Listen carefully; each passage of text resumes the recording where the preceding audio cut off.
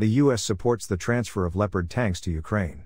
The United States has signaled to the German government that it welcomes the idea of transferring German Leopard tanks to Ukraine. This was reported by Frankfurter Allgemeine Zeitung with reference to its own sources.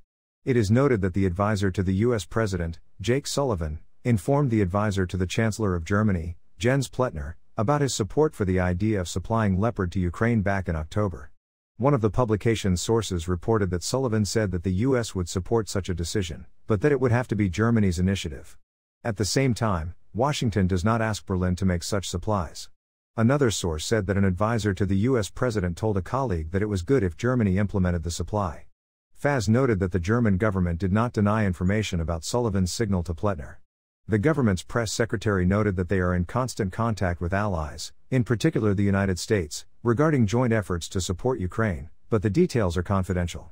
At the same time, journalists note that each country independently decides what to supply. At the same time, German experts say that there are strong arguments for supplying Ukraine with Leopard tanks in the first place. Gustav Gressel from the European Council on International Relations notes that the Leopard is a standard tank of the Polish army, so Ukraine could have tanks of this type in service just across the Ukrainian border in Poland.